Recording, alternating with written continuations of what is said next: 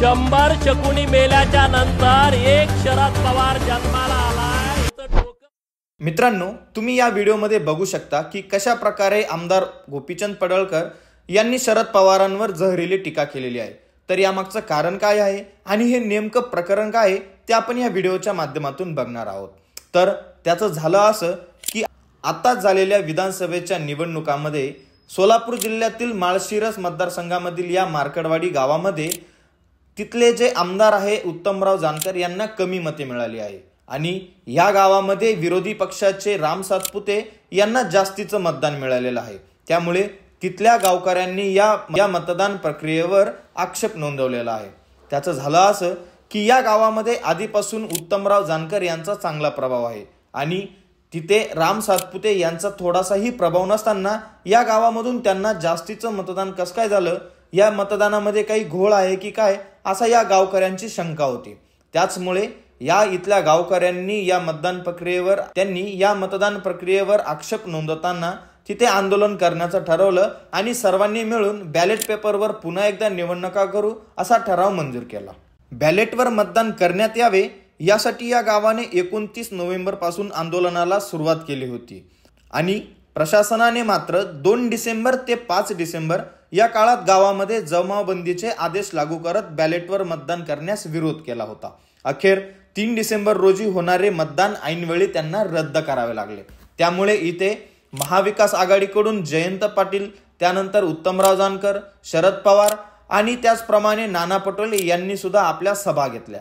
त्यानंतर इथे महायुतीकडून भारतीय जनता पक्षाचे आमदार गोपीचंद पडळकर, सदाभाऊ खोत आणि माजी आमदार राम सातपुते यांनी सुद्धा आपला सभांचा धडाका लावला। कालच मार्कडवाडी या गावामध्ये महायुतीची सभा पार पडली आणि या सभेमध्ये आमदार गोपीचंद पडळकर यांनी शरदचंद्र पवार यांच्यावर निशाणा साधला। त्यांनी पवारांवर टीका करताना खूप जहरीले शब्द वापरले आणि पवारांची तुलना त्यांनी महाभारतातील शकुनी मामासोबत केली। तर त्यांनी बोलताना असे उच्चारण केले की महाभारतातील 100 शकुनी मेले तेव्हा एक शरद पवार जन्माला आला, असा एकेरी शब्दात त्यांनी पवारांचा उल्लेख केला। या गोष्टीचा संपूर्ण महाराष्ट्रातून निषेध व्यक्त केला जात आहे, कारण की महाराष्ट्राचे ज्येष्ठ नेते, माजी मुख्यमंत्री, माजी केंद्रीय मंत्री शरद पवार यांच्यावर असा एकेरी उल्लेख करून त्यांची तुलना शकुनी मामाशी करणे हे राष्ट्रवादी काँग्रेस पक्षाला काही पटलेलं नाहीये।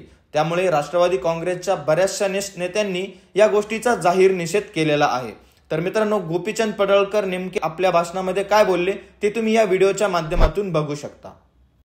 100 शकुनी मेल्याच्या नंतर एक शरद पवार जन्माला आलाय। हे तर डोकं बघा की धनगर समाज हा कायदा मानत नाही, धनगर समाज हा लोकशाही मानत नाही। अरे 100 गावात या विधानसभा मतदारसंघामध्ये माझ्याच मार्कडवाडीला का पुढे केला आणि म्हणून मी आणि सदाभाऊ इथं तुमच्या गावामध्ये आलो आहे।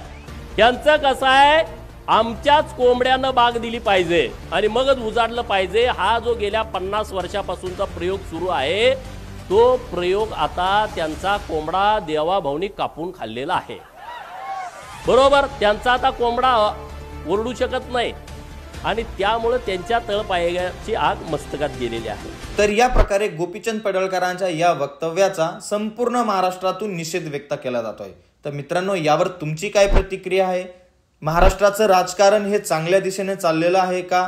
या प्रकारे ज्येष्ठ नेत्याची एका शकुनी मामासारख्या नावाच्या कॅरेक्टरशी तुलना करणं योग्य आहे का? यावर तुमच्या प्रतिक्रिया आम्हाला कमेंट करून कळवा आणि हा व्हिडिओ जास्तीत जास्त शेअर करा आणि हा व्हिडिओ आवडला असल्यास आमच्या चॅनलला आता सबस्क्राईब करून ठेवा। व्हिडिओ शेवटपर्यंत पाहिल्याबद्दल आपलं धन्यवाद। जय महाराष्ट्र।